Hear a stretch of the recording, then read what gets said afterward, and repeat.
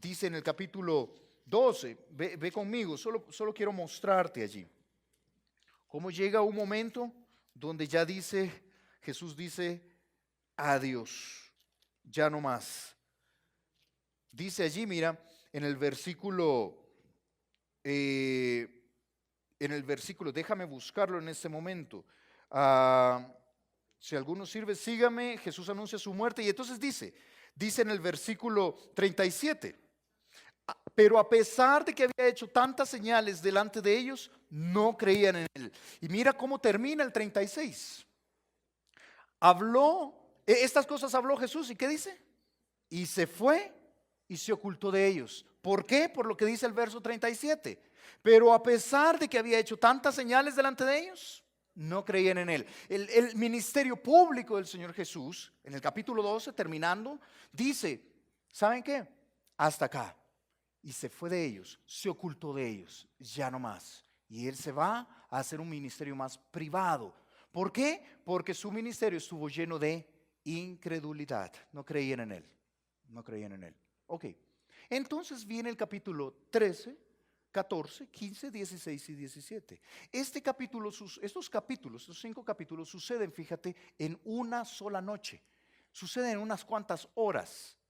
La noche donde Jesús estuvo en el aposento alto, en el cuarto alto, en el lugar donde se tuvo la Santa Cena, la cena pascual. ¿Te acuerdas de Jesús estando con sus discípulos cenando juntos, donde Judas fue anunciado como el traidor, el que moje el pan en el plato conmigo, ese es? ¿Te acuerdas de todas esas historias? Yo te he dicho, ¿recuerdas este cuadro de la última cena de Da Vinci, que lo pintó, y este cuadro de la última cena? Ok, olvídalo, no fue así, nada que ver, ni cerca.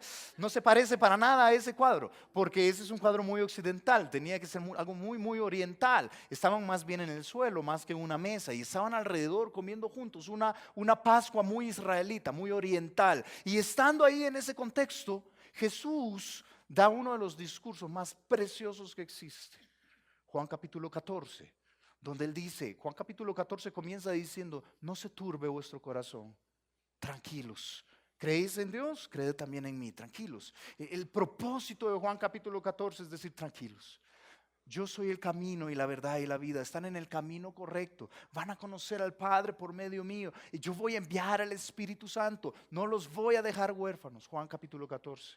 Juan capítulo 15 es: yo soy la vid verdadera. Mi Padre es el labrador, ustedes son los pámpanos. Y lo que Jesús dice en Juan capítulo 15 es: les estoy dando un propósito. Juan capítulo 15, verso 16, uno de mis pasajes favoritos en toda la Biblia, dice que no me elegisteis vosotros a mí, sino yo os elegí a vosotros y os he puesto para que vayáis y llevéis fruto y vuestro fruto permanezca, para que todo lo que pidierais al Padre en mi nombre, Él os lo dé. Les he dado un propósito para vivir. Juan capítulo 16, tranquilos, el Espíritu Santo los va a guiar a toda verdad. Es un discurso precioso. Y luego, Juan capítulo 17, Jesús abre su corazón y ora a su Padre que está en el cielo, y derrama su corazón delante de su Padre.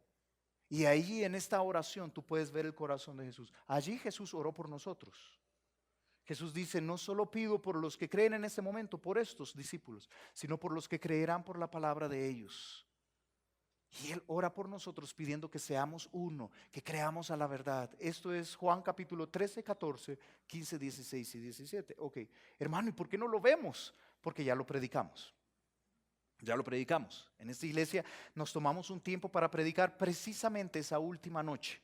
Y ya está predicado. Sí, hermano, pero yo no estaba aquí, yo acabo de venir, ¿verdad? Sí, por eso vamos a hacer nuestro mejor esfuerzo para poner a su disposición los audios de estos mensajes, de todos estos mensajes. Fue un tiempo largo estudiando estos pasajes y van a estar allí en nuestras redes sociales. Ahí vas a tener a disposición los audios. Escúchalos, porque creo que ese trozo vale la pena. Habiendo dicho esto, entonces vamos a Juan capítulo 18. Vamos a entrar a un tercer tomo. ¿Me sigues ahora? De Juan capítulo 1 a Juan capítulo 12, un tomo. El ministerio público de Jesús. De Juan capítulo 13 a Juan capítulo 17, un segundo tomo. Es esa última noche de Jesús con sus discípulos. Ahora entramos al último tomo. Juan capítulo 18 al 21. Y a este tomo, fíjate, al estarlo estudiando y estarlo leyendo mucho, le hemos titulado El más grande amor. Y vamos a estudiar todos estos textos allí. el más grande amor. Y es que mira, lo que vamos a ver en Juan capítulo 18 al 21 es cuando Jesús es arrestado, es enjuiciado injustamente, es cuando es crucificado, vamos a ver cuando Jesús es resucitado, resucita de los muertos, y cuando comparte con sus discípulos ya resucitado. Eso es lo que vamos a ver. Creo que va a ser algo precioso para nosotros. Y yo debo decirte algo. Juan capítulo 18, al estarlo estudiando, yo te propongo que no es posible, escúchame, no es posible estudiar Juan capítulo 18, ver el carácter de Jesús allí en el huerto y no caer rendido en adoración a Él. Al ver el tan grande amor que Jesús ha tenido por nosotros y entregarse a sí mismo de una manera voluntaria, de la manera en que lo hizo, es impresionante. Y yo espero que tú estés tan impactado esta mañana como yo lo he estado toda esta semana. Ha sido impactante ver el carácter de Cristo en el huerto. Por eso yo específicamente a este trozo le he llamado el huerto de la obediencia. Mira, qué tremendo lo que sucede ahí. Lee conmigo, lee la historia, pon sentido a las palabras. Juan capítulo 18, del verso 1 en adelante. Dice la Biblia: habiendo dicho Jesús estas cosas, ¿qué cosas? Todo lo que te expliqué, todo lo que dijo en ese aposento alto, todos esos discursos que dio a sus discípulos, ¿sí? Habiendo dicho Jesús estas cosas, salió con sus discípulos al otro lado del torrente de Cedrón, donde había un huerto, en el cual entró con sus discípulos. Y también Judas, el que lo entregaba, conocía aquel lugar porque muchas veces Jesús se había reunido allí con sus discípulos.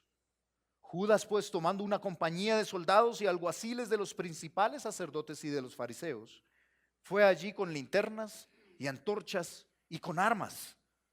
Pero Jesús, sabiendo todas las cosas que se le habían de sobrevenir, se adelantó y les dijo: ¿a quién buscáis? Le respondieron: a Jesús Nazareno.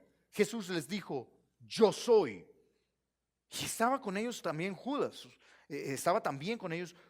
el que lo entregaba. Cuando les dijo: yo soy, retrocedieron y cayeron a tierra. Volvió pues a preguntarles: ¿a quién buscáis? Y ellos dijeron: a Jesús Nazareno. Respondió Jesús: os he dicho que yo soy. Pues si me buscáis a mí, dejad ir también a estos, para que se cumpliese aquello que había dicho: de los que me diste, no perdí ninguno. Entonces Simón Pedro, que tenía una espada, la desenvainó e hirió al siervo del sumo sacerdote y le cortó la oreja derecha, y el siervo se llamaba Malco. Jesús entonces dijo a Pedro: mete tu espada en la vaina. La copa que el Padre me ha dado, ¿no la he de beber? Entonces la compañía de soldados, el tribuno y los alguaciles de los judíos prendieron a Jesús y le ataron y le llevaron primeramente a Anás, porque era suegro de Caifás, que era sumo sacerdote aquel año. Era Caifás el que había dado el consejo a los judíos de que convenía que un solo hombre muriese por el pueblo. Ahora, piensa históricamente lo que está sucediendo. Jesús está en el aposento alto. Él ha dicho constantemente: sé que voy a morir, sé que voy a morir, sé que la voluntad del Padre, fíjate, sé que la voluntad del Padre es que yo vaya a la cruz. Yo quiero que entiendas que el sacrificio de Cristo en la cruz era absolutamente necesario para que tú y yo pudiéramos tener acceso al Padre. Quiero que tú y yo entendamos claramente que tú y yo somos pecadores. Somos pecadores. No, hermano, pero yo soy buena gente. Si yo te veo como buena gente, te ves muy linda gente, pero eres pecador. Y yo soy pecador. Pecamos constantemente. Y a causa del pecado que cometemos, merecemos estar separados de Dios por la eternidad. Quiero que entiendas que no hay nadie aquí que puede ganarse la entrada al cielo. No hay nadie acá que puede decir: no, yo soy buena persona, yo ayudo a una comunidad de perritos abandonados y ayudo a un orfanato y colaboro. Qué chévere, síguelo haciendo. Pero quiero que entiendas que todas esas buenas obras no te permiten entrar al cielo, punto. Hazlo porque amas al Señor, hazlo porque quieres ser buena persona, qué bendición, hazlo porque eso te da una vida mejor, qué excelente. Pero la mera verdad es que tú y yo somos pecadores. Y por eso, al ver nuestra condición, Cristo, Dios Padre, Dios mismo, ve nuestra condición y dice, no, necesitan que alguien los salve, necesitan que alguien los salve, necesitan un Salvador.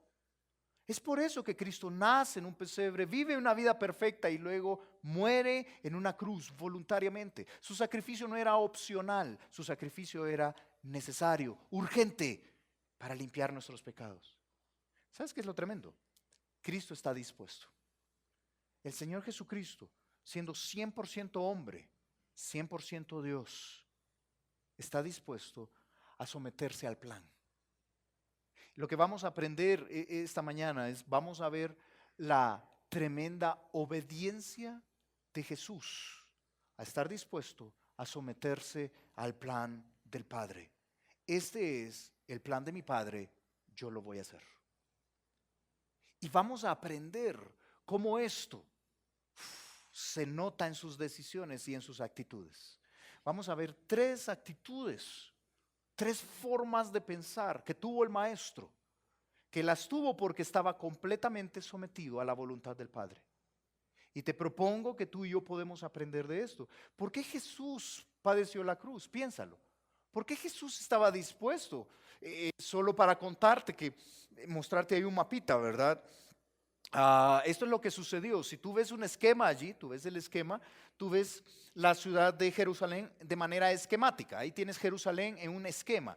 Lo que ves acá, de este lado, casi no me funciona el puntero, pero allá ves lo que dice el templo. Sí, no logré conseguir un mapa en español, ¿verdad? Pero tienes ahí el templo y lo que tienes ahí son los muros. Eso es el templo y abajo probablemente por esa zona estaba el aposento alto y esa línea roja que ves es el camino que acaba de recorrer en Juan capítulo 18. Leíste conmigo que se movió hacia el torrente cruzó el torrente de Cedrón, leíste conmigo y se fue. ¿A dónde se fue?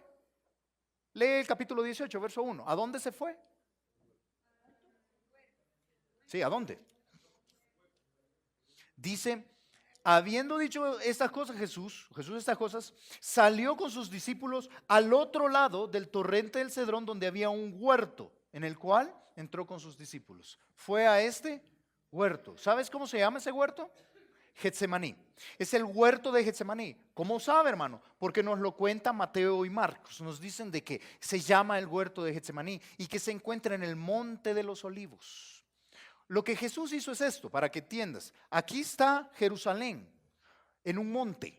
Por eso era subir a Jerusalén siempre. Yo te he explicado que es como ir a Monserrate. Tienes que subir para ir a Monserrate, ¿sí? Porque está en un monte. Así era Jerusalén. El templo del monte le llamaban, el monte del templo, perdón, le llamaban a ese monte. Y subían acá. Luego bajabas allí, pasabas un valle que se llamaba el Valle de Cedrón. Y entonces pasabas el torrente de Cedrón y subías otra vez otro monte, el monte de los olivos, uno a la par del otro. Eso es lo que está haciendo el Señor Jesús. En las faldas del monte de los olivos estaba ese huerto. Parece que un huerto muy visitado por Jesús. ¿Estás de acuerdo? Leímos en el texto que ahí había estado Jesús ya antes con sus discípulos, muchas veces. El monte de los olivos, el huerto de Getsemaní. ¿Sabes? Es interesante. Es interesante porque, ¿sabes quién había caminado el torrente de Cedrón en el pasado? ¿Sabes cuándo se menciona el torrente de Cedrón por primera vez en la Biblia? Si te gustan los detalles en la Biblia, se menciona en 2 de Samuel capítulo 15. Ponme atención porque creo que esto es interesante. Resulta que David es rey en ese momento, pero uno de sus hijos, Absalón, le quiere dar golpe de estado. De hecho, le da golpe de estado y le quita el reinado a la fuerza, Absalón. Entonces David sale humillado de allí porque pierde esa situación y va a salir con todo el pueblo que lo acompaña a él y con todo su séquito, sus siervos, y va a pasar por el torrente de Cedrón, saliendo precisamente de la ciudad amada de Jerusalén. Y mira cómo dice la Biblia ahí en 2 de Samuel, cómo se cruza ese torrente. Y todo el país lloró en alta voz. Pasó luego toda la gente el torrente de Cedrón. Asimismo pasó el rey y todo el pueblo pasó al camino que va al desierto. ¿Sabes qué significa Cedrón? Tanto en hebreo en este caso, y luego fue una transliteración obviamente al griego. Significa lúgubre, oscuro, triste, terrible. ¿Sabes que el Señor Jesús tiene que atravesar el torrente de Cedrón? Tiene que pasar por el valle lúgubre, el valle de sombra de muerte. Y lo hace voluntariamente por amor a ti y a mí. Yo quiero que entiendas que lo que Jesús está haciendo es poniéndose en el huerto donde va a comenzar el plan del Padre. El plan del Padre implica ser juzgado injustamente y ser muerto en una cruz injustamente. Va a cruzar el torrente de Cedrón. Mi hermano, la situación es extrema, pero Jesús lo hizo y lo hizo por amor a ti y a mí. Dice la Biblia en Hebreos capítulo 12, describiendo al Señor Jesús. Dice que nosotros debemos tener puestos los ojos en Jesús, que es el autor y el consumador de la fe, el cual Jesús, por el gozo puesto delante de él, sufrió la cruz, menospreciando el oprobio, y se sentó a la diestra del trono de Dios. ¿Sabes qué estaba viendo Jesús? ¿Qué tenía Jesús enfrente cuando estaba cruzando el torrente de Cedrón, cuando estaba subiendo el monte de los olivos? Tenía el gozo puesto delante de él. Estaba concentrado en tu salvación, en mi salvación. El gozo de tu salvación. Él estaba pensando en ti, mi hermano. Y él estaba diciendo, vale la pena someterse al plan del Padre. Vale la pena someterse al plan del Padre, porque esto traerá salvación para todos mis hijos. Es por amor a ti, y lo hizo voluntariamente. Mira, por eso fíjate, Jesús tomó una sola decisión.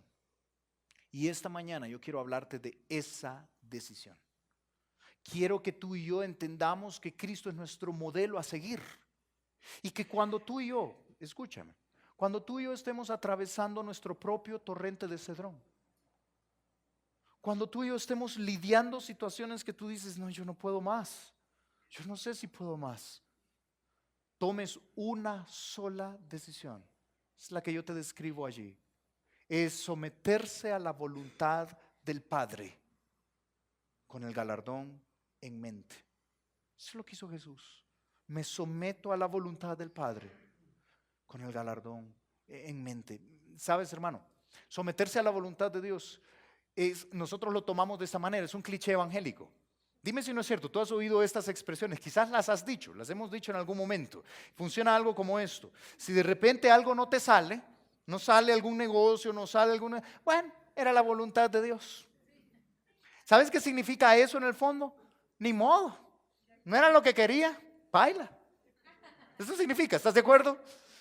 Pero sabes que someterse a la voluntad de Dios no es eso. Quiero que entiendas que no es eso.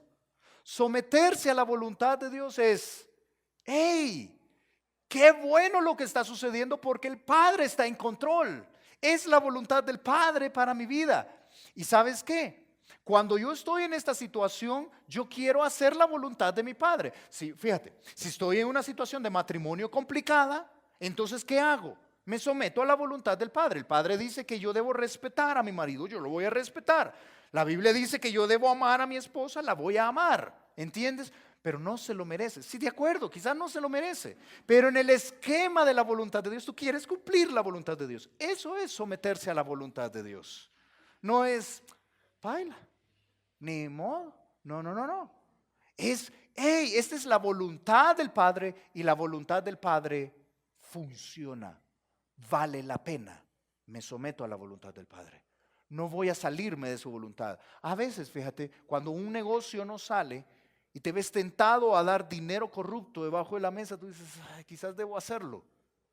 No, porque no es la voluntad del Padre, entonces no lo hago. Me quedo en la voluntad del Padre y confío en el Padre. Hermano, pero todos logran los negocios menos yo, ¿sí? Pero me quedo en la voluntad del Padre. Voy a atravesar el torrente de Cedrón si es necesario. ¿Entiendes esto? Es una sola decisión. Me someto a la voluntad del Padre. Si de repente estoy en una situación donde estoy teniendo pláticas incorrectas con una mujer incorrecta y me veo en el camino que quizás me puede llevar a un adulterio, ¿sabes qué hago? Corto esa situación, punto, de raíz. No, hermano, pues que usted no sabe. en mi casa todo es pleito y es terrible, yo estoy sufriendo y esta mujer, no, porque no es la voluntad del Padre, entonces lo corto, se acabó y estoy dispuesto a cruzar el torrente de Cedrón. Este es someterse a la voluntad del Padre. Esto es lo que hizo Jesús, una sola decisión. Quiero que el Padre quede bien, voy a seguir con el plan del Padre, aunque implique correr por el torrente de Cedrón.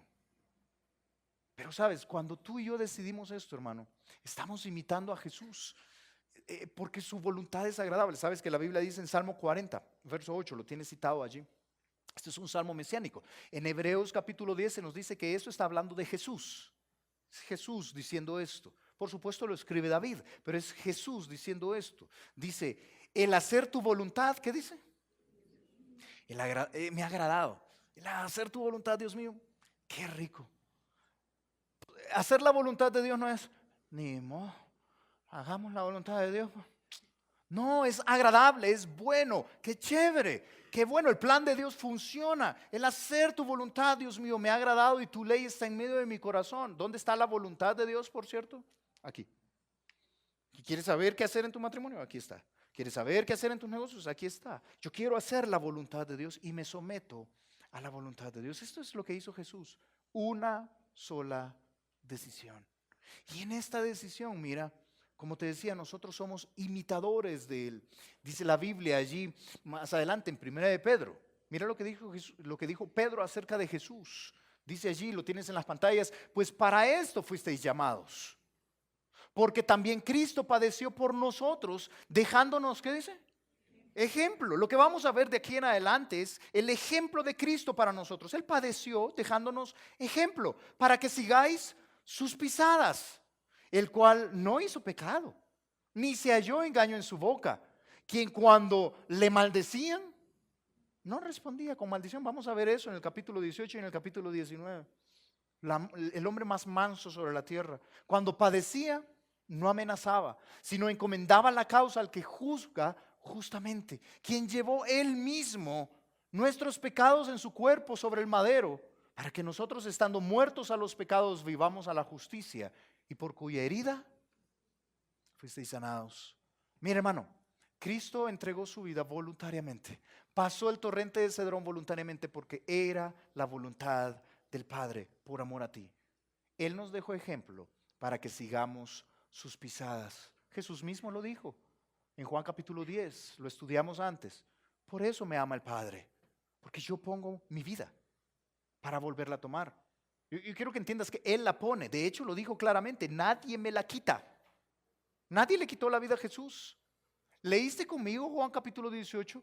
¿Cómo Jesús está en completo control de la situación? Es impresionante. Nadie me la quita, sino yo de mí mismo, sino que yo de mí mismo la pongo. Tengo poder para ponerla y tengo poder para volverla a tomar. Este es el mandamiento que recibí. ¿Qué dice? Este es el mandamiento que recibí de mi Padre. Yo quiero que entiendas que esta es la voluntad de mi Padre. Y porque es la voluntad de mi Padre, yo lo voy a hacer. Ahora fíjate, cuando tú y yo tomamos esa decisión, la decisión de someternos a la voluntad de Dios, y tú dices de un hermano, yo lo voy a hacer, se nota. Hay evidencias, hay actitudes claras. Lo primero, fíjate, es que entiendes que el poder es espiritual, no terrenal. ¿Notaste el tremendo poder de Jesús acá? No sé si tú estás imaginando conmigo lo que está sucediendo. Lee el texto y vamos con la imaginación. Te quiero llevar con la imaginación a lo que está sucediendo. Es un hecho histórico, no imaginario. Pero imagínate en ese huerto, atravesando el torrente de Cedrón, estando en el huerto de Getsemaní y estando allí, ¿cómo llega esta compañía de soldados? Quiero que lo leas conmigo ahí, el verso 1. Juan capítulo 18, verso 1 dice, habiendo dicho Jesús estas cosas, salió con sus discípulos al otro lado del torrente de Cedrón, donde había, ¿qué dice? Un huerto. Guarda esa frase en tu mente porque creo que es importante. Un huerto, había un huerto allí. Es interesante que Juan no nos diga el nombre, porque él quiere señalar que era un huerto nada más, en el cual entró con sus discípulos. Un paréntesis acá. ¿Sabes qué sucedió en ese huerto? Allí es donde Jesús se reúne con 3 de sus discípulos y a un tiro de piedra se separa de ellos y empieza a orar Padre, pasa de mí esta copa, pero no se haga mi voluntad sino la tuya. Es allí en este huerto, en este momento, fíjate que Jesús está sudando como grandes gotas de sangre. Es allí en ese momento, es allí en ese momento que un ángel viene y le consuela. En ese momento, es allí en este huerto. Pero Juan no nos cuenta todo eso. Juan no nos cuenta todo eso. ¿Sabes por qué? Porque Juan lo que quiere mostrarnos es la deidad de Cristo en el huerto. Tanto Mateo, Marcos y Lucas nos muestran la humanidad de Cristo en el huerto. Recuerda que eran las dos cosas. Pero Juan nos quiere mostrar la deidad, el poder de Jesús en el huerto. Ese tremendo poder espiritual. Entonces no nos cuenta eso. Dice el verso 2. También Judas, el que lo entregaba, conocía aquel lugar porque muchas veces Jesús se había reunido allí con sus discípulos. Solo otro detalle. ¿Quieres otro detalle histórico? Resulta que los evangelios no nos reportan que Jesús haya dormido en Jerusalén nunca. Piénsalo. ¿Cuál es la ciudad principal? ¿Dónde está el templo de Dios? En Jerusalén. Y Jesús no durmió en Jerusalén. ¿Sabes dónde dormía? Salía, pasaba el torrente de Cedrón y dormía o en el huerto. Se nos reporta que él pasaba la noche en el huerto, precisamente en el monte de los olivos, o en la casa de María, Marta y Lázaro, ¿sí? En Betania. Ahí, que está también camino ahí por el monte de los olivos. Jesús no dormía ahí. Este era un lugar muy visitado por Jesús. Jesús realmente conocía este lugar y sus discípulos también, Judas también. El infame traidor también conocía este lugar. Y dice entonces el verso 3, quiero que imagines conmigo lo que estaba sucediendo. Judas pues tomando una compañía de soldados y alguaciles de los principales sacerdotes y fariseos, fue allí con linternas y antorchas, quiere hacer un énfasis el apóstol acá, y con armas. Ahora, cuando la Biblia dice acá una compañía de soldados, no te imagines que venía acompañado de unos 3 soldados. Mateo nos dice de que era una multitud, mucha gente llegó al huerto. Una compañía podía tener 1000 soldados, es lo que podía tener, es un término romano militar. Una compañía de soldados podía tener 1000 soldados, pero también podía llegar tan abajo, y siempre se le consideraba una compañía hasta 200 soldados. No sabemos cuántos llegaron ahí, pero una gran multitud. Imagínate un montón de soldados romanos, cientos de soldados romanos, porque van a apresar a Jesús. ¿Te puedes imaginar cómo habrá sido eso? Impresionante. Y entonces están allí en eso, pero no solo viene con ellos, viene también, dice, con alguaciles de los principales sacerdotes y fariseos, viene también con una guardia judía. Están con soldados romanos, pero también con guardas del templo judío. Esos son los alguaciles del templo, básicamente, los alguaciles de los principales sacerdotes. Por eso, a quien le cortó la oreja Pedro es a un siervo del sumo sacerdote, no era un soldado romano, es a un judío. Entonces quiero que entiendas la multitud de gente con antorchas y espadas y todo. ¿Y cómo reacciona Jesús? ¿Cómo reacciona Jesús? Huyendo, temeroso, fuera de control. ¡Ah! ¿Qué voy a hacer? ¿Cómo hubieras reaccionado tú? ¿Cómo hubiera reaccionado yo? ¿Salimos corriendo o decimos, ¿a quién buscan? A Jesús, por allá se fue. Porque esa es la pregunta que hace Jesús, ¿sí? ¿A quién buscan? Pero tú no ves a Jesús así. ¿Sabes cómo ves al maestro? En completo control, con un poder espiritual, no terrenal, que solo viene de estar con el Padre, porque él ha decidido cumplir la voluntad del Padre. Hermano, tú y yo podemos experimentar ese poder. No un poder raro de hacer cosas raras, no, eso es un poder donde cuando tenemos que cruzar el torrente de Cedrón, sabemos que Dios está con nosotros y tenemos poder espiritual. Y los matrimonios son restaurados y los hijos son criados en el temor del Señor. Y las familias son restauradas, donde tenemos ese poder espiritual. Y fíjate, las finanzas son ordenadas. Verdadero poder espiritual, no un show. Un control del alma y del espíritu que solo Dios puede dar. Jesús está ahí y lo que hace cuando ve venir ese ejército de soldados y alguaciles, lo que hace es el versículo 4. Pero Jesús, sabiendo todas las cosas que le habían de sobrevenir, él sabía lo que venía, es Dios. Sabiendo todas las cosas que le habrían de sobrevenir, se adelantó y les dijo, ¿a quién buscáis? Le respondieron, a Jesús Nazareno. Jesús les dijo, yo soy. Judas estaba ahí con ellos. Y dice el siguiente verso que cuando él dijo, yo soy, todos cayeron a tierra. ¿Sabes por qué? Porque yo soy es el nombre de Dios. En Éxodo capítulo 4, Dios mismo se presentó como yo soy el que soy. Yo soy. El gran yo soy es Jehová, Dios Todopoderoso. Y sabes que Jesús no es la primera vez que lo hace, lo ha hecho en 7 ocasiones ya en el Evangelio de Juan, cuando él dijo, yo soy el pan de vida, yo soy la luz del mundo, yo soy la puerta de las ovejas, yo soy el buen pastor, yo soy el camino y la verdad y la vida, yo soy la vid verdadera, yo soy la resurrección y la vida. Él había ocupado este mismo término, yo soy Dios, pero ahora lo ocupa a secas. Yo soy, y todos caen a tierra. Es un poder impresionante, porque se presenta como el Dios Todopoderoso. Yo soy, yo soy. ¿Sabes? ¿Cómo es que Jesús puede estar en completo control? Por cierto, vamos a ver que sus discípulos están en completo descontrol. Están como locos, no saben qué hacer. Te propongo, antes de tirarle piedras a los discípulos, que tú y yo estaríamos igual allí. ¡Ah! Nos van a matar a todos. Y Jesús está en completo y absoluto control. ¿Sabes? No pasemos por alto que lo que está sucediendo acá sucede en un huerto. ¿Qué te recuerda? ¿Te recuerdas el primer huerto que se menciona en la Biblia? El huerto del Edén. ¿Sabes? Es curioso que Juan quiera presentarnos un huerto allí. Porque en ese primer huerto el hombre cayó ante el engaño de Satanás. Y en este último huerto es el hombre quien cae delante de la presencia del Dios Todopoderoso. En aquel primer huerto comenzó una vida de pecado. Y en este otro huerto comienza la salvación del hombre. En aquel primer huerto vemos la debilidad humana. Y en este segundo huerto vemos la misericordia divina. Es el huerto de Dios. Hermano, cuánta paz en este huerto. Cuánto dominio propio en este huerto. Cuánto poder en ese huerto. Y ahora tú y yo podemos depender de ese huerto para tener lo mismo. ¿Sabes qué es lo que te estoy diciendo, hermano? Te estoy diciendo en Filipenses capítulo 2, no tenemos tiempo para buscarlo, si tomas nota, anótalo ahí.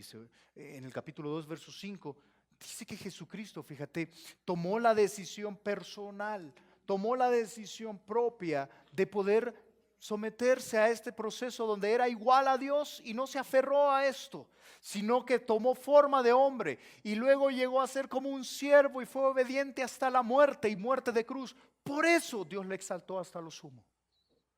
Por esto, fíjate, porque cuando tú y yo hacemos la voluntad de Dios, hermano, cuando tú y yo nos sometemos a la voluntad de Dios, la voluntad de Dios es buena, agradable y perfecta. Romanos capítulo 12, verso 1 y 2. ¿Sabes qué te estoy diciendo? La situación es extrema. La situación es extrema, lo que estamos viendo ahí. Es una compañía de soldados que viene a nosotros, que viene al Señor Jesús y a los discípulos. Y uno dice, ¿qué voy a hacer? Y Jesús está en completa paz y control. Y tú y yo, fíjate, podemos estar atravesando esa misma situación. Yo no sé la situación que estés atravesando. Probablemente es la crianza de tus hijos y tú dices, yo no sé qué hacer. Yo estoy cansada, estoy cansado, no puedo más. Quizás es una situación económica donde tú dices, no, esto no está saliendo bien. Quizás es una situación matrimonial donde tú dices, no, de haber sabido que este hombre era así, me hubieran avisado antes, ¿verdad? No sé qué pasó acá. Yo no sé cuál es la situación que puedas estar atravesando o que vas a atravesar, pero yo te puedo decir, sí se puede pasar con paz. Sí se puede atravesar y salir triunfante. Sí se puede tener ese poder espiritual. Sí se puede. ¿Cómo hago, hermano? A veces pensamos que hay gente especial que dice, no, yo sé que usted atravesó por esa situación, pero es que usted es especial. O tal hermana, yo sé que atravesó por una situación compleja en su matrimonio y su matrimonio salió adelante, pero es que ella es especial. No, no hay nada especial en las personas. Lo especial está en el poder de Dios.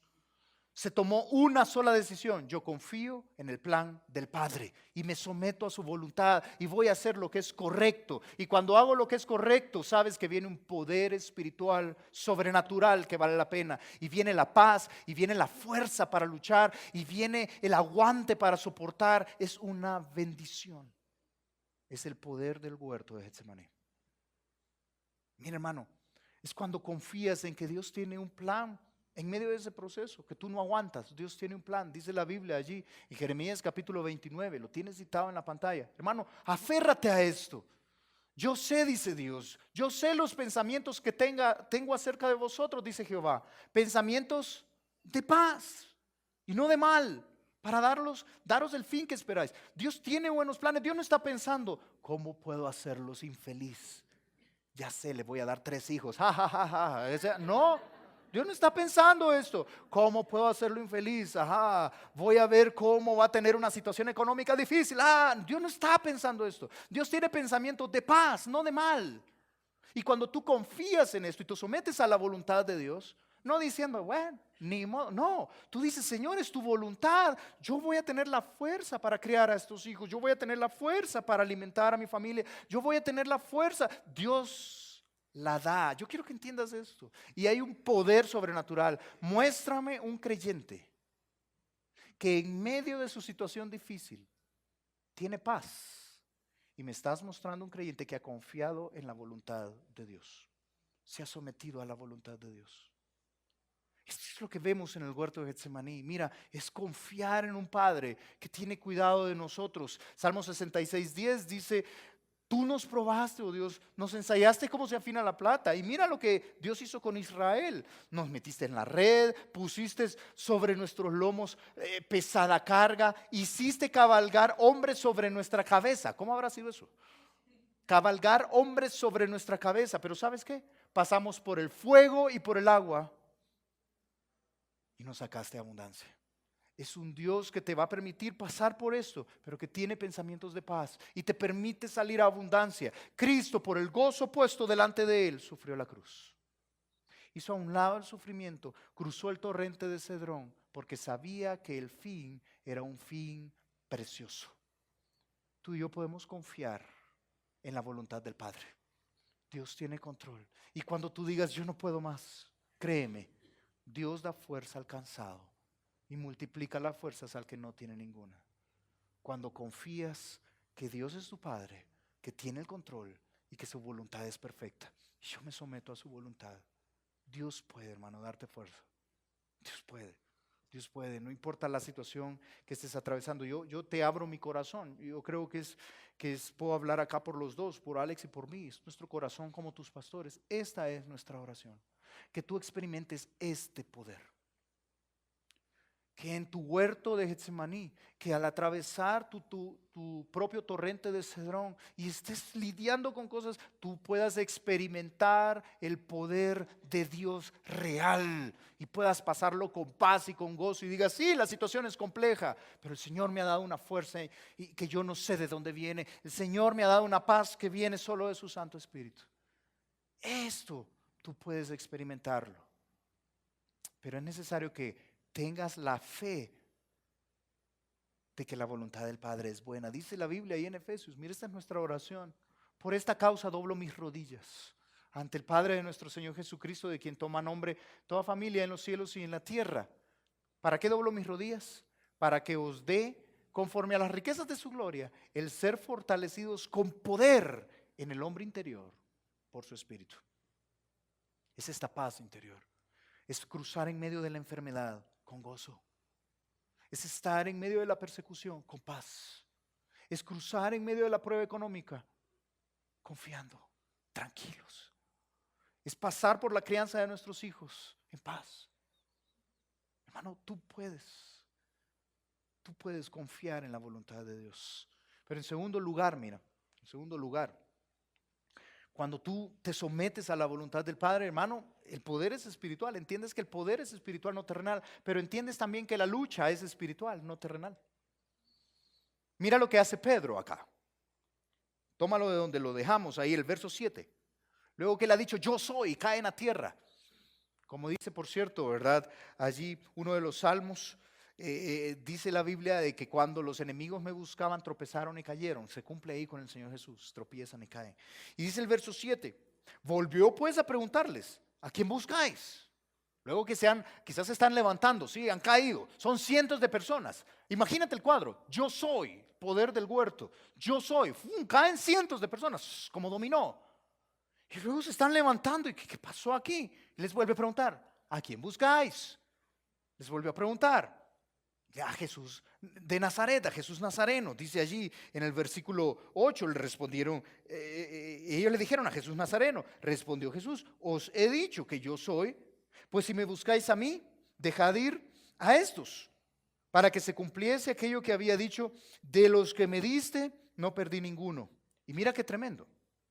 Entonces Simón Pedro, que tenía una espada, para comenzar tenía una espada. Comenzamos con los problemas ahí, ¿verdad? Tenía una espada. Pero luego dice que tenía una espada. Mira los verbos, a mí me encantan los verbos en la Biblia. Nos muestran exactamente lo que está sucediendo. Mira, tenía una espada, coma, la desenvainó, coma, e hirió al siervo del sumo sacerdote y le cortó la oreja derecha. El siervo se llamaba Malco. Ahora varias preguntas acá, solo para que entendamos el texto. Número uno, ¿tú crees que le apuntó a la oreja? No, ¿verdad? O sea, obviamente él hizo este movimiento, iba a la cabeza. Él iba a la cabeza. Y Malco hizo esto, por supuesto. Y le cortó la oreja derecha. ¿Sí? Entonces tienes que entender que iba a la cabeza. Él estaba dispuesto a matar. Número uno. Segunda cosa.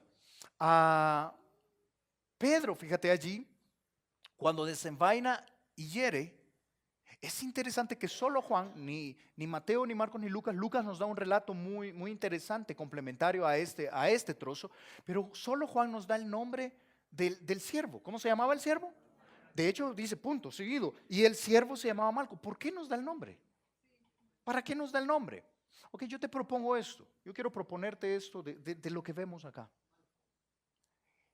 Te propongo que el Espíritu Santo nos permite conocer su nombre, porque nos hace entender que cada persona tiene un nombre, una identidad, una familia, una historia, una razón, un trasfondo. Y que las personas, escúchame esto, si algo te vas a llevar esta mañana, cuando tú te sometes a la voluntad de Dios y dices, Padre, lo que sea tu voluntad, yo me someto, yo lo voy a hacer. Entiendes que las personas no son tus enemigos. En el problema que estás lidiando en tu matrimonio, tu esposo no es tu enemigo. Pero es que yo quisiera cortarle la oreja, pero no es tu enemigo.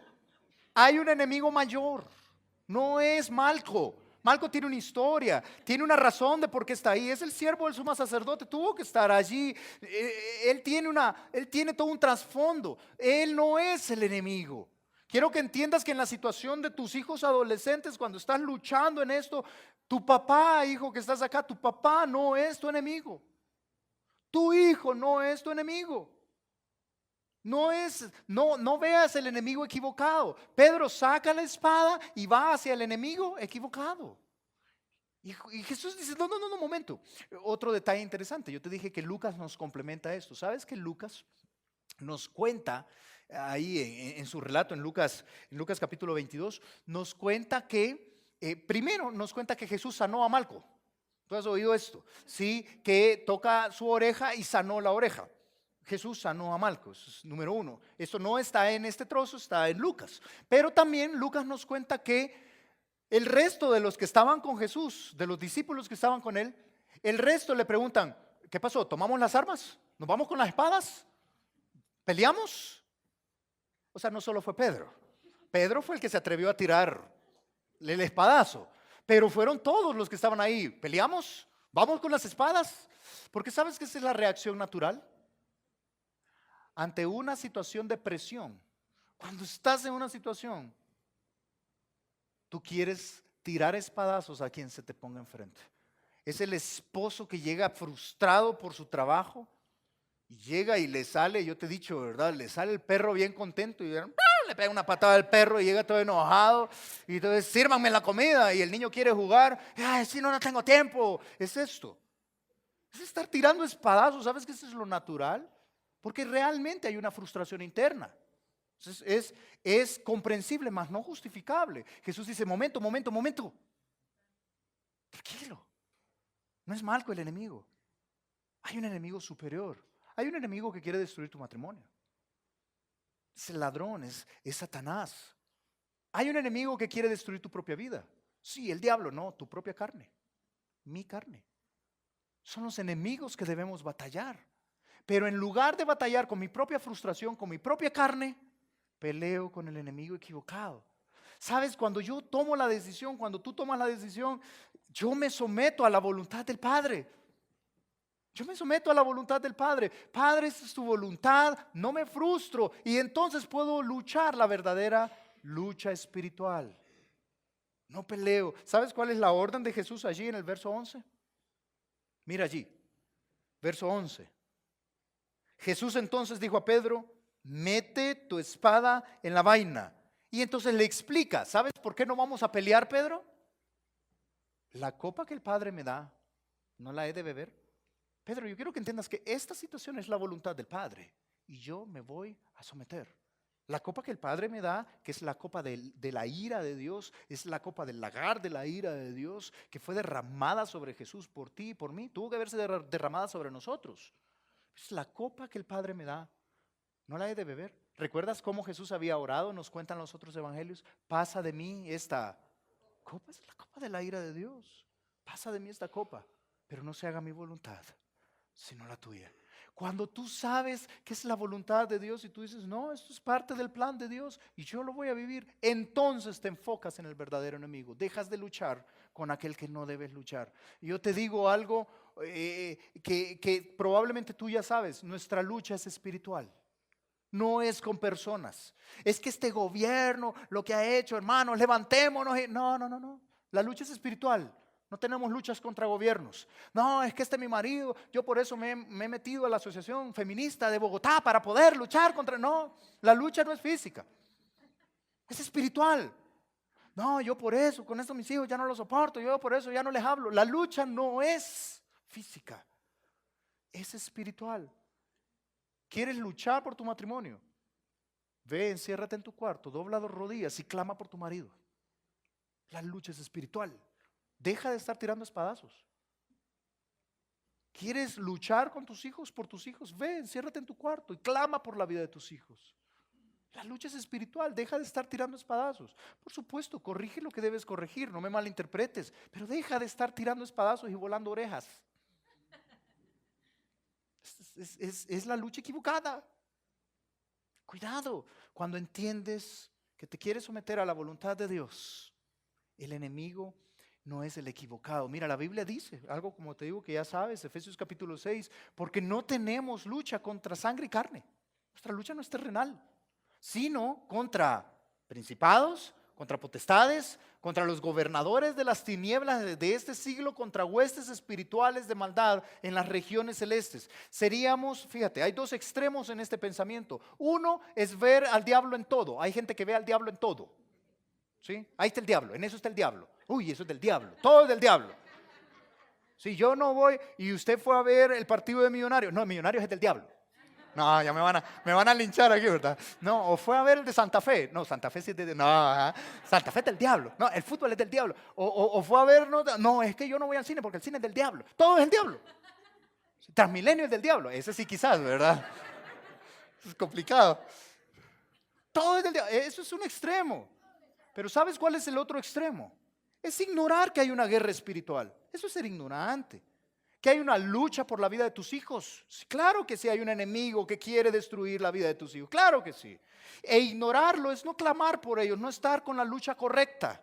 Eso es el otro extremo. Es que hay un enemigo que quiere destruir tu matrimonio. Claro que sí.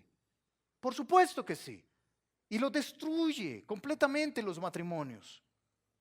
E ignorar eso es un error. No tenemos lucha contra sangre y carne, sino con las potestades de las tinieblas, con las huestes espirituales de maldad en las regiones celestes. Mira, hay una guerra espiritual. E ignorarlo es equivocado. En Juan 10, Jesús llamó a Satanás y a sus agentes como el ladrón. Y describió qué es lo que hace el ladrón en Juan 10:10. El ladrón no viene sino para hurtar, matar y destruir. Si alguien me dice, hermano, yo ya me cansé de seguir a Dios, la verdad es que yo quiero ir a vivir mi vida y yo quiero alejarme. Aléjese, dele, hágale, vaya, tranquilo. Pero allá está el ladrón y el ladrón está para matar, hurtar y destruir. No es jugando, es una guerra espiritual. E ignorar eso es bobo. Es bobo. Y Jesús dice, yo vengo para que tengan vida. Y para que la tengan Es en abundancia. Una vida que vale la pena vivir es una guerra espiritual. Entonces no te equivoques de enemigo. Por eso yo te pongo un solo principio. Mira, no le des lugar al diablo, hermano, cuidado. En tu matrimonio no le des lugar al diablo. Hay frases que no debes decir. Hay palabras hirientes que jamás tienen que salir de tu boca. A tus hijos hay palabras que no debes decir. Hay calificativos, adjetivos calificativos que nunca tuviste que ocupar con tus hijos. No lo hagas, porque la lucha no es con ellos, no es con tu esposa, no es con tu esposo. La lucha es espiritual. Dice la Biblia allí en Efesios capítulo 4, airaos. ¿Uno puede molestarse? Claro que puede airarse. De hecho, tiene que estar enojado contra el pecado, por ejemplo. Airaos, pero no pequéis. No se ponga el sol sobre vuestro enojo. No pasen enojados todo el tiempo, es lo que está diciendo. Si hay una discusión, no te vayas a la cama con esa discusión no resuelta. No se ponga el sol sobre vuestro enojo. Y luego entonces dice, ni deis lugar al diablo. No permitas que estar tirando espadazos por todos lados le está dando lugar al diablo para destruir eso tan precioso que tienes. Porque es el enemigo equivocado. Cuando tú dices, no, yo quiero agradar al Padre, yo quiero someterme a su voluntad, entonces, solo entonces, tú puedes decir, como dice allí, mira, Romanos capítulo 8, puedes leerlo. Y lo retrocedo acá, porque si no, yo me voy a meter en problemas acá. Correcto, acá. Romanos capítulo 8, verso 31 dice, ¿qué pues diremos a esto? Mira, hermano, si Dios es contigo, ¿quién contra ti? Entiende que quien debes de tener a tu lado es a Dios. Si Dios es por nosotros, ¿quién contra nosotros? El que no escatimó ni a su propio Hijo, sino que lo entregó por todos nosotros, ¿cómo no nos dará también con Él todas las cosas? Solo entonces Romanos capítulo 12, verso 12, en adelante es posible, ¿entiende? ¿Cómo es posible que podamos amar a los enemigos? ¿Cómo es posible que podamos dar bien por mal? Escúchame. Significa que cuando alguien no te quiere saludar, en X situación no te quiere saludar, ¿sabes qué haces tú? Le sonríes y le saludas. Das bien por mal. Pero ¿cómo es eso posible? Solo cuando entiendes que la voluntad del Padre se cumple. Y yo me quiero someter a la voluntad del Padre. Él no es mi enemigo, Él es Malco. Yo no sé por qué está enojado. Yo no sé qué problemas tuvo, yo no sé qué situaciones ha tenido. Es Malco, yo no le voy a cortar la oreja. Yo voy a sonreírle. Si cuando viene tu pareja y está molesta, entonces lo que haces tú es pagarle bien por mal. Y dice el versículo 21, no seas vencido de lo malo, sino vence con el bien el mal. Pero eso solo es posible cuando confías en un Dios que es tu vengador y que está de tu lado y te sometes a su voluntad y tú entiendes que el enemigo no es terrenal. Por eso yo te doy una sola cosa de entender en este punto, un solo principio. El mismo principio que Jesús le dijo a Pedro, hermano, mete tu espada en la vaina. Ya estuvo. Deja de andar espadeando. Deja de andar tirándole las cabezas y cortando orejas. Ya no más. Tu lucha no es contra personas. Lucha, aprende a luchar espiritualmente. Deja de andar tirando espadazos. Mete tu espada en la vaina. Hermano, pero es que a veces yo pierdo el control. Pues no lo pierdas. Es que a veces Él me saca de quicio. ¿Sabes qué es esa expresión? Un quicio es donde se sostiene una puerta. Me saca de quicio. Pues que no te saque, que la puerta sigue funcionando. Pero es que mi hijo, yo no sé, los hijos tienen una capacidad espectacular para lograr tocar fibras en uno que nadie había logrado tocar jamás. Yo no sé si te ha pasado. Nadie me había sacado a mí de quicio jamás como mis hijos lo han logrado. Es como, ¿cómo lo logró? Nadie lo había logrado. Yo le di un premio después de esto, ¿verdad? Estando ya. Es que él logra sacarme de quicio. Pues que no lo logre. Tu lucha no es contra él, tu lucha no es contra ella. ¿Entiende eso? Mete tu espada en la vaina. Métela ya. Y finalmente, mira cómo termina nuestro texto. ¿Sabes? Cuando decides someterte a la voluntad de Dios, hermano, tú puedes. El poder viene a ti. Y puedes soportar porque confías en un Dios que va a cumplir su voluntad. Pero en segundo lugar, no andas peleando con las personas porque entiendes que Dios tiene control. No andas peleando, te sometes a la voluntad de Dios. Pero en tercer lugar, mira, entiendes que el poder es espiritual, la lucha es espiritual, pero entiendes que la autoridad es espiritual. ¿Qué significa esto? Léelo conmigo. ¿Sabes qué hacen acto seguido ahí en el verso 12? Juan capítulo 18, verso 12, terminemos nuestro texto. Entonces la compañía de soldados, el tribuno, por cierto, ¿quién es el tribuno? El tribuno es el capitán de la compañía de soldados, es otro término romano, es el capitán de esa guardia, de esa compañía. Entonces, la compañía de soldados, el tribuno y los alguaciles de los judíos prendieron a Jesús y le ataron, solo como un detalle. ¿Y los discípulos? ¿Y los discípulos? Se fueron. Mateo y Marcos nos explica que incluso uno salió corriendo desnudo. Un muchacho andaba con una sábana allí, estaba ahí, y de repente sucede todo esto, y le cogen de la sábana y deja la sábana y sale corriendo desnudo. Es lo que nos explica allí. Y nos explica que salen corriendo, todos se esparcen. ¿Sabes por qué? Porque Jesús, en lugar de atacar a las personas, protege a las personas. Él protegió a sus discípulos. Él dice, si a quien quieren es a mí, dejen ir a estos. Y los dejaron ir. Entonces solo prenden a Jesús, lo atan los soldados. Y entonces dice en el verso 13, y le llevaron primeramente a Anás. ¿Por qué? Bueno, ahí dice, porque era suegro de Caifás. Pero ¿y eso? Ya porque era suegro tenían que llevarlo al suegro. Eso lo vamos a explicar la próxima semana. ¿Por qué Anás y Caifás? Y Caifás era la autoridad. Dice ahí Caifás que era sumo sacerdote aquel año. Era Caifás. No, pero lo llevaron a Anás. ¿Por qué? Yo te explico la próxima semana. ¿Por qué? En el siguiente trozo vamos a entender por qué. ¿Por qué Anás y Caifás? Tanto que los dos son considerados sumos sacerdotes y eso no era posible. ¿Cómo funciona eso históricamente? Pero entonces lo llevan a Anás. Anás y Caifás son la autoridad y los llevan a la autoridad. Tanto que el plan de Caifás es el que se está cumpliendo, dice el verso 14. Era Caifás el que había dicho, o el que había dado el consejo a los judíos de que convenía que un solo hombre muriese por el pueblo. Eso está en Juan capítulo 11, verso 49, que dice, ustedes no están logrando nada, que no ven que les conviene que un solo hombre muera por todo el pueblo, mátenlo. Eso es lo que estaba diciendo. Maten a Jesús. ¿Y saben qué va a lograr Caifás? ¿Qué va a lograr Caifás? Va a lograr su plan. Maten a Jesús. Van a matar a Jesús. Porque Él es la autoridad. No. Yo quiero que entiendas esto. No hay autoridad fuera de nuestro Dios. Nada sobrepasa la autoridad de nuestro Dios. Jesús está confiando en la voluntad del Padre y por eso dice, llévenme. Pero lo van a llevar a la autoridad y la autoridad lo quiere matar. Ellos no son la autoridad. La autoridad es espiritual, no terrenal. Y cuando entiendes esto, hermano, esto te da una paz tremenda. Mira una página adelante, lo tienes citado ahí, Juan capítulo 19. Fue Jesús quien se lo dijo a Pilato. Jesús le dijo a Pilato esto en el verso 9. Mira el verso 8. Cuando Pilato oyó decir esto, tuvo más miedo. Entonces entró otra vez en el pretorio, todo esto lo vamos a estudiar, y dijo a Jesús, ¿de dónde eres tú? ¿Sabes por qué? Porque le dicen que Él es hijo de Dios, entonces le da miedo. O sea que tú vienes del cielo, ¿de dónde eres tú? Esa es la pregunta, lo vamos a estudiar en su momento. ¿De dónde eres tú? Mas Jesús no le dio respuesta, quedó callado. Entonces se enoja Pilato. Bueno, y este no me va a contestar. Y entonces dice en el verso 10, entonces le dijo Pilato, ¿a mí no me hablas?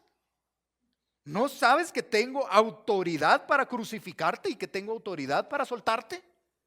Y mira la respuesta de Jesús, respondió Jesús, ninguna autoridad tendrías contra mí si no te fuese dada de arriba.